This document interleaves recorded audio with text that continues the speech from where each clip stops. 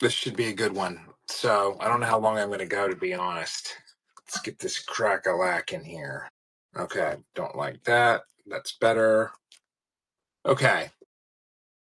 All right. Let's get going. So this is going to be a podcast potentially about this new term I've coined. I just wanted to get it out in the ether, honestly, and own it so that it's time stamped. Singleness derangement syndrome. And so I'm going to explain what that means. So one of the curious things I've noticed about human dating habits is so your lifespan as a dater is, unfortunately, I have to say it, time bound and time gated to an extent. And so if you are dating and you younger and you want to have kids, so a certain level of fertility is necessary for women and for men, right? So that's something that's age related, that has a shelf date, a sell by date. Okay. So for men, there's sort of an anti correlation there sometimes where they need to be able to afford goods and need to be able to provide. So their provisioning goes up with age. Fertility in men and women declines in age, but I'm not going to get too political with that on what they said about women's fertility. So you've got that. You have what people's friends and what individual sort of temperament factors are being thrown into play.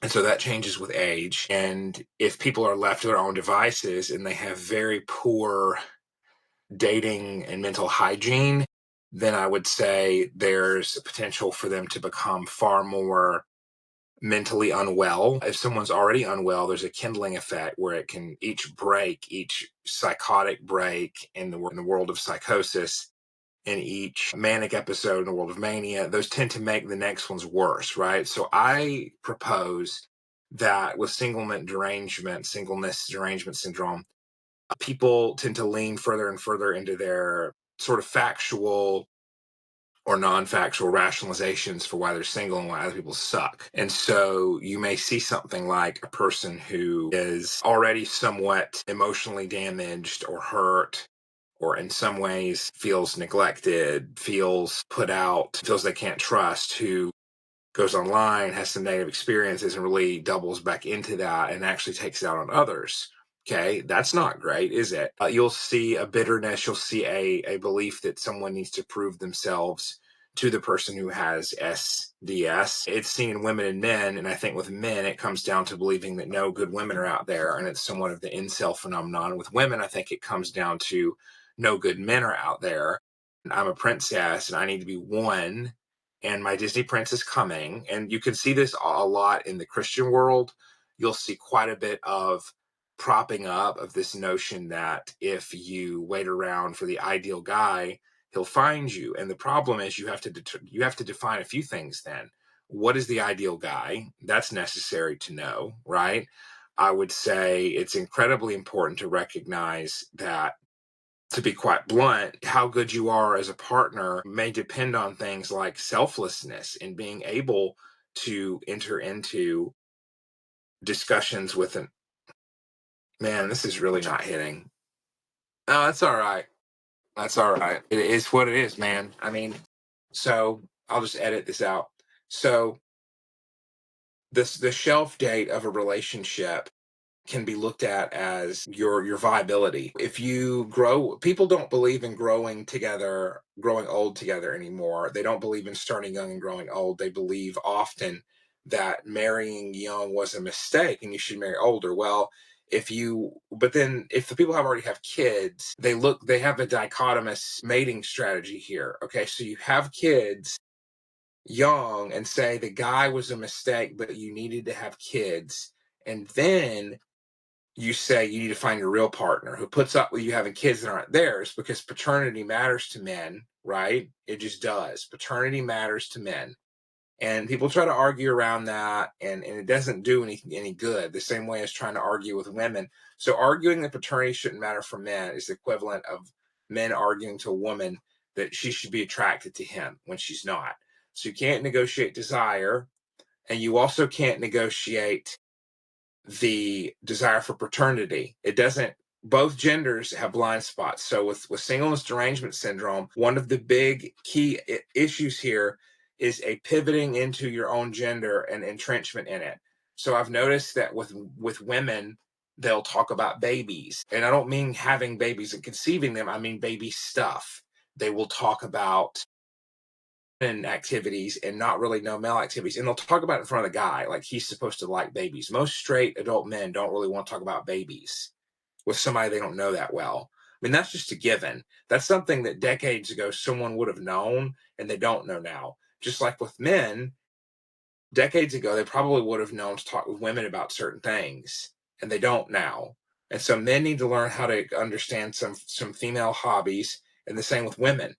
Because what happens with singleness derangement syndrome is you can think about it like eternal handmaids and eternal squires for men. So you could think, like in medieval terms, that they are pivoted into these gender roles and they are with their gender cohort and they are not mixing. And you see that in singles. So default friend, who I will put a shout out to in whatever form of this becomes edited, actually has talked about the wave of sex negativity coming since 2021. Now, I would like to throw in that I believe that the sex negativity wave is in at least some part being grown. The wave is swelling with Christianity and the idea of gatekeeping sex, not having it, because I think sex scares some people now. So I think, oh hey, if you want to hop on here, I'm talking about the sex. I'm actually, if you can't, that's fine. How do I? So I'm talking about something I'm calling singleness derangement syndrome, where the longer someone stays single, the more they think they're the prize, even though they're probably less of the prize, and they are more mentally unwell because they've stayed in their gender cohort and become more radicalized. So that's the incel phenomenon with men, and I would call it like the handmaid or the bridesmaid syndrome in women, where they don't talk about anything men can relate to, and they're very bitter, and there's kind of a school marm flavor there. So what I'm doing is I tried to get the name out there so that people would know what this is. Yeah. Yeah. See, and I don't here. Yeah. And if you can't come on, that's fine. I'm not, this is really, I've got like probably 20 minutes. I just did this on a whim. Yeah, I need to actually go and watch that. I would say one of the big things. Hey Yeah, there. there we go. All Whoops. right. Hey. Hey. Yeah, so I can't see you. This thing's messing up. Oh my gosh. So, you know how sometimes with Substack, I just want to now come on and have something recorded that I thought of instead of writing it down so that I can then run it through Riverside and get clips out. I'm trying to automate everything. Yes. So You see me okay? the problem is that when I was typing, see, this will happen. I'll send you a screenshot of this. This is some messed Okay. up crap on the, and I don't want to talk bad on the app in case the AI listens to that. But oh, there we go. Perfect. No, it brings up the right message bar and it blocks you. I'm sure you look fine. Here, there we go. Now it fixed it. Okay. Yeah, I think Rob Henderson would probably be more, what would we say? I think he'd be more candid than me actually, but there's this weird human intersection of logic and irrationality. People think, well, the longer I wait, the more of a prize I am. Well, it can be. Certain of the pickup artists would say men, peak later. I think now that's especially true because there's more expectation. If you're trying to buy a home and you're trying to have provisioning potential as a guy, look at I mean, housing prices are ridiculous. So I see that part, but I also see people get stuck in their ways quite a bit and they become more selective in ways that are unhelpful and unhealthy and almost a form of delusional. And I'm seeing that in millennials, and it's concerning.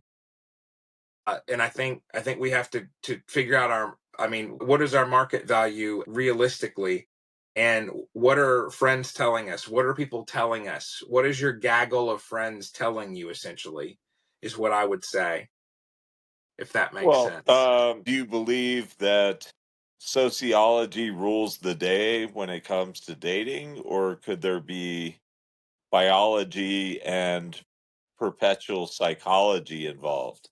It's a good question. So I think ultimately What I'm saying about the friendship thing is I think people are very susceptible to what their friends say their value is. I think people who maybe need an intervention on some things, whether it's health or whether it's mindset or whether it's how they treat the opposite sex, they might, if they don't get that and their friends tell them, no, you're never the problem, then they don't grow. And there's no, so accountability is what I'm saying here. I think there's an accountability deficit.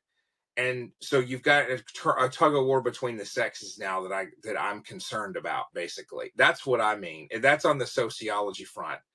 So I think it's blocking the instincts the same way like something gets blocked biologically, like a gland or something. It's like we've got to free that because you've got people who are getting all kinds of bad TikTok dating advice and just BS and situationships where they'd rather be in a situationship with someone they find viscerally appealing.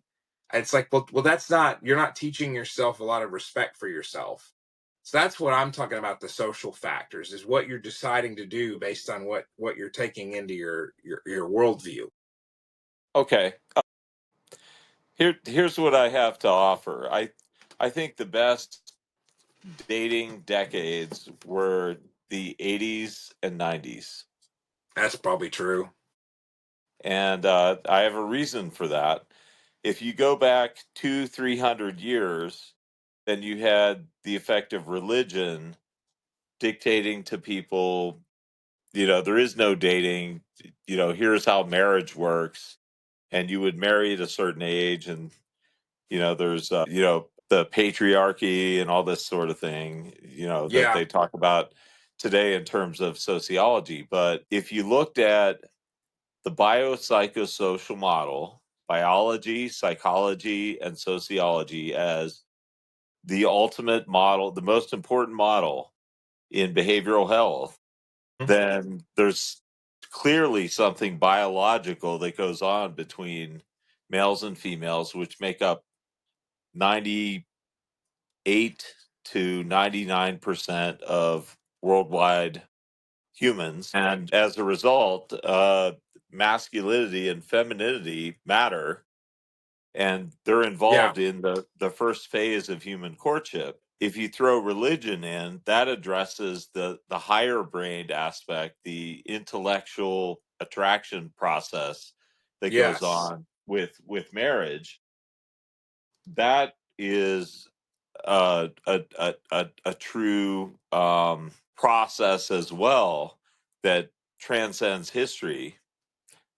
yeah, And if you looked at biology, psychology, and sociology in terms of power, in sure, terms of durable, reliable principles and power, biology is by far the most powerful. Throws right, everything else away.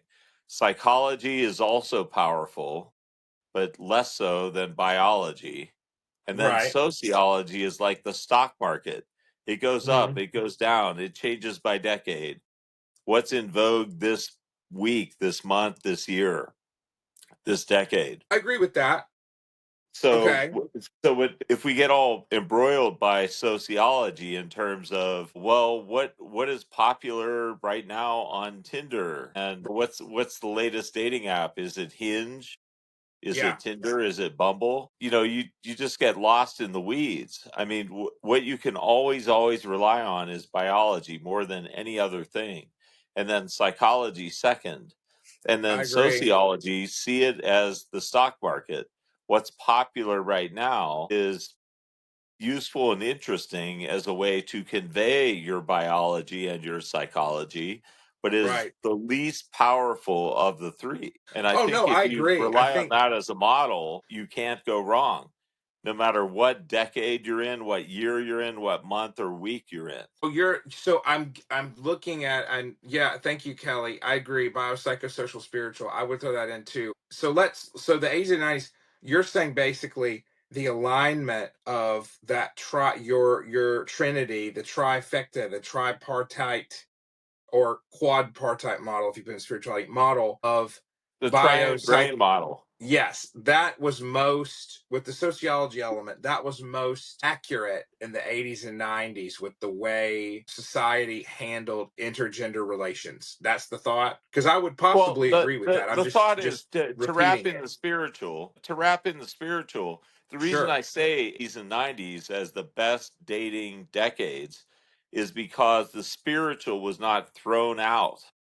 It Right. wasn't ignored and thrown out. It mattered. Right. You could care about it. It was part of who you are, and it was valued, and it could be wrapped into how you date. Biology was still respected. It wasn't like subsumed by sociology because every sociologist wants to be a biologist, basically. I hear you. I mean, Um, I think that when you had, I mean, everything was in person and computers had their place. Very, very different from 80s to 90s, and even more different from 90s to 2000s. I mean, one of my friends on here, Catherine D, who I knew back on, I met her initially in this like think tank of people who were interested in being online intellectuals, and then she's a big Substacker now.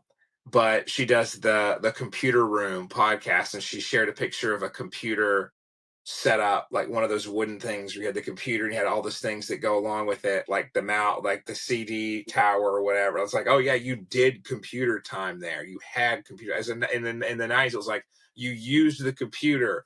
I'm on it, and then I stepped away from it, and then now it's like, no, you're on it all the time. And I mean, we're on this now, trying to share a message that matters. But I mean, there's no separation. I would say, I mean, I was not coherent in the 80s, and I was coherent for most of the 90s. But it felt different. I mean, it's 2000s felt really good, and then just some it got weird. I would say 2015 was a real jump off point, and then whatever yeah. happened was pretty rapid around that. I don't know how you experience what your observations were, but even my college life, I think that the men and women had a very young.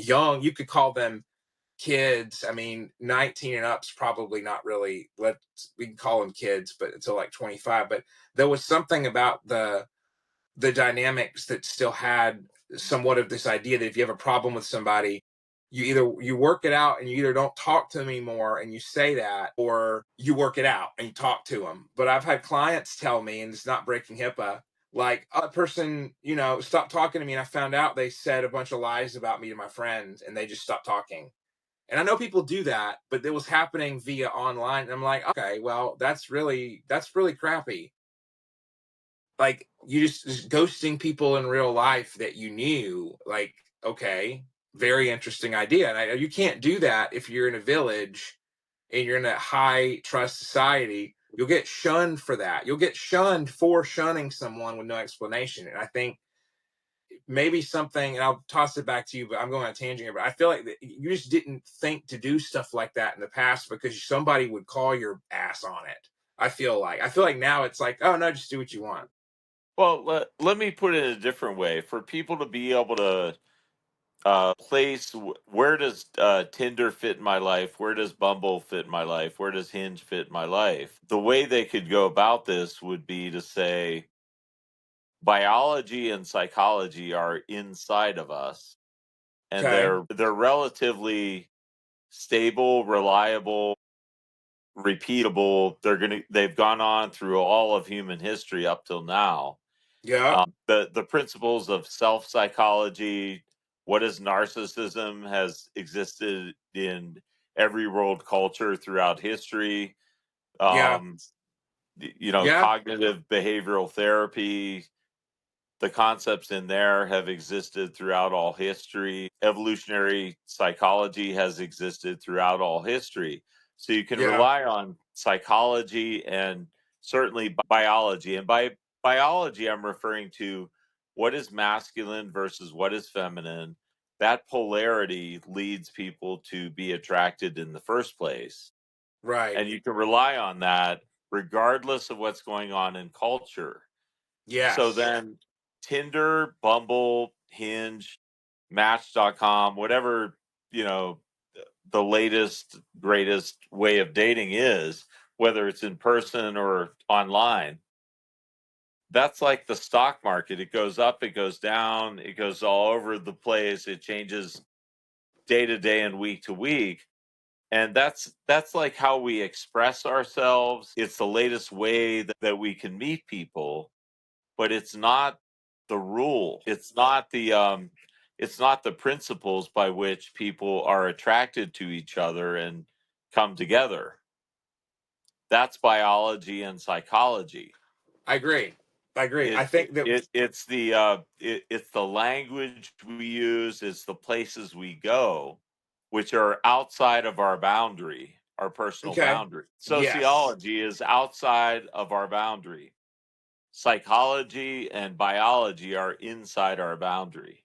I agree. I think if we to pick up on a point we've talked about in an earlier episode, we'll call it, do if we believe, which I do, that people are being shaped more toward dark triad traits, and at least how they relate to people on online platforms, we have to. It will be interesting to look at the interplay of how what we're hearing outside our boundaries we decide to take inside and adhere to, or we decide to reject and say, I'm not going to behave this way. I don't want to partake. I don't want other people to treat me this way.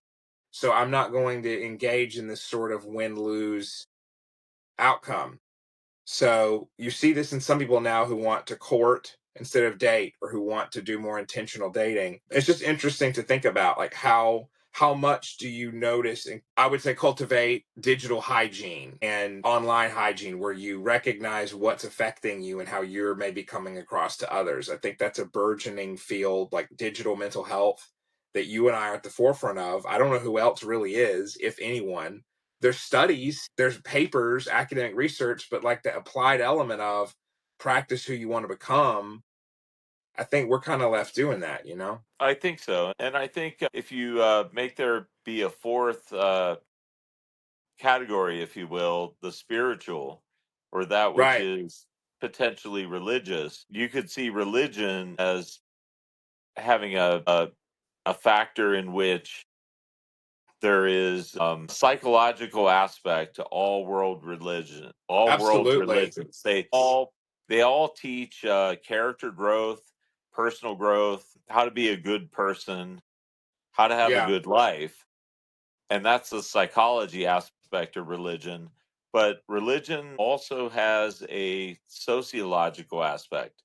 It's Yeah. what culture do you belong to, what subculture, how do you talk to people, what terminology do you use, and so it's also sociological. Mm. So part of religion you can see as being outside the personal boundary and outside of psychology and biology, but part Yeah. of it you could also see as psychological, in that it is a guide to how to grow as a person and be a good life, live a good life. Yeah. Well, right. So the thing is that, and the sociological and the psychological have a feedback loop where you can say, because I've been round and round on this. You can say, as a Christian, well, we're saved by grace, yes, and it's time to recognize, like, nothing you ever do will earn God's love. Yes, if you're a Christian, you believe in saved by grace, it's 100% true, especially if you're Protestant. Now, but does that stop? What you need to do is incorporate some kind of ritual. It's not a bad word. For OCD it means one thing, that's for sure, but you need to practice something. If it's a daily prayer time, weekly prayer time, Bible reading, whatever.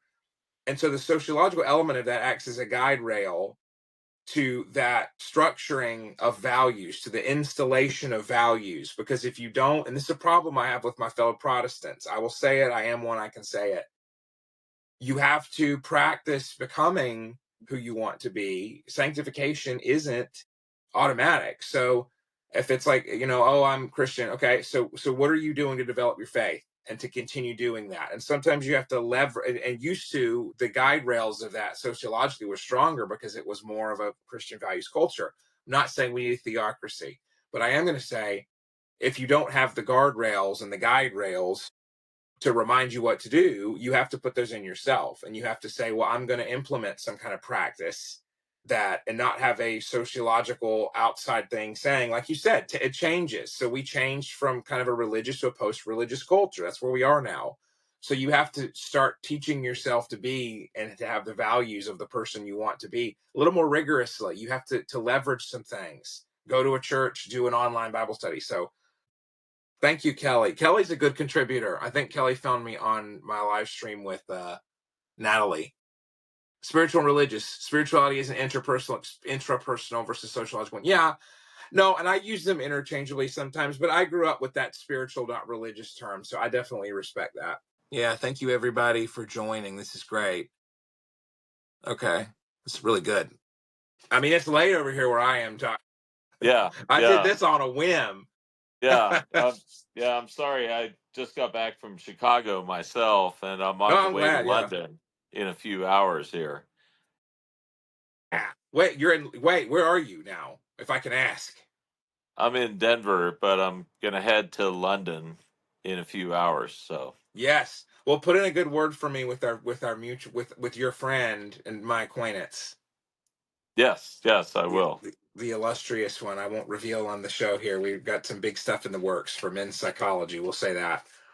Um, So I think you started by what caught my attention was you had said single people today maybe are stuck being single for various reasons, but yes, uh, I but agree.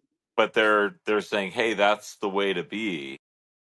Right. Married is not the way to be. They'll say this. So we've got Disney princess and prince syndrome. I'll call it that. Like we've got my prince will come. If it's not this, I don't want it. And it's like, well, you got to be willing to dish that out if you want it, right? You better be willing to be somebody else's hell yes, because everybody's a princess now. Everybody's a prince. So you've got, I'm going to dig my heels in and play a game of chicken, having the next generation of kids if it's not exactly what I want in a husband. Or there's the divergent mating strategy of, yeah, Kelly, that's happening in Japan. If there's the divergent strategy of, well, okay, I have kids young, but that was a mistake. Oh no. And I don't want to grow old with this person. I'm going to go find my true prince when I'm 40 or 50. Okay, but that's not a sustainable thing. I don't think human beings were made to like mate young and then spend decades single because they I've never understood that for we got together too young. It was too young. I hear that so often now. What do you mean? Like, okay, and so you just don't like each other now, or like you don't want commitment? Like, what does that really mean? I think we should dig into what do you really mean by that? And so it's like I don't Well, want to get into pickup artistry stuff. yeah, I come back to vows on that. Yes, yes, If somebody is loosely dating, casually dating, and they happen to have a child or get pregnant, I mean that's right, one right. that that's one problem to Oh, solve as collaborators. But if you are going to buy into the concept of marriage as a right. today's sociologic um, model for it's what everybody might eventually aspire to, you do vows, and if you do vows they are for life, and you should not do them if you're not willing to vow them for life, Yeah, it's an otherwise honor stay thing. boyfriend girlfriend. Yeah, it's honor, and we done a whole thing on that. Well, I'm smiling because there's this thing of like the new vows that were put out, and I don't like to get too sanctimonious or sensationalistic, but Well, because you know, when you said I mean, just to throw this in, when please. you said where we grew apart or Mm-hmm. we were too young. I mean, these are all excuses for not committing to the vows you Hundred committed percent. to. 100%. And Yeah. and I'm not talking religion, although religion is a way of solidifying these Right. vows in a psychological and cultural concept. Bingo. You could do that. I mean, Yeah. one of the things that I've often taught classes of men and classes of women is marriage is a legal contract. Commitment is a psychological state. That'll be on the replay. That's They're good. they're they're very different. Marriage is a Yeah. legal contract. It's memorializing a psychological commitment as a set Right. of vows that you're Right. promising, but they're still two different things. So and somebody sent a bunch of hearts there. Yeah. If you're going to marry somebody for nefarious reasons because it's the thing to do, all of the people in your cohort did it, all of your friends are married, and you're doing it to belong socially, well, that's not a committed state of your psychology. Right. You could Right. be in a committed psychology in a relationship, like my mom and her current boyfriend have been in a committed relationship for 20 years now. After my dad passed on, my mom moved on, and that's a committed relationship, but they're Right. not married. Marriage is legal, Yeah. commitment is psychological. And if you're committing, probably for life is what you promise in a marriage. Commitment is something that has variable aspects to it where you need to investigate it thoroughly before memorializing it. Agreed. I think that's where people. Oh, hey, Gerald, man, we're racking them up tonight. Duly noted. I mean, it's just so late, even to me, but that's East Coast time. I wonder where everybody is. No, I like that. You said a mouthful. I mean, so I agree. Commitment is a function of maturity. I agree with that from Kelly. I agree that I mean, you have to teach people to understand what they're looking for, see how feasible it is, see what you want values wise. Do you want someone who matches it? What does it look like if somebody doesn't match what your personal values are? Can you live with that? I mean, my parents taught me that, like, do not, like, really consider who you date. If they don't have your fundamental values, might not really be a good fit. I mean, Well, that's this putting it this nicely. aligns, this aligns with what Kelly said, in the sense that you commit to somebody. Commitment doesn't have to be for life. It's Right. provisional. It depends on variables, but there are four reliable variables that I go Okay. into. One is intelligence. If you're of similar IQ, it's Right. easier to commit to a person. You speak the same language. Two, Yeah. maturity level. You're both of a similar maturity level.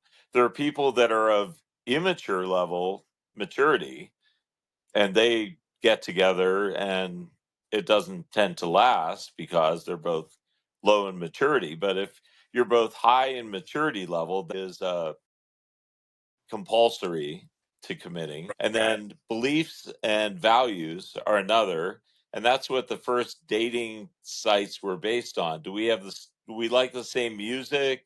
We have the same politics. We have the same beliefs. So that's a third. And then the fourth is life's goals.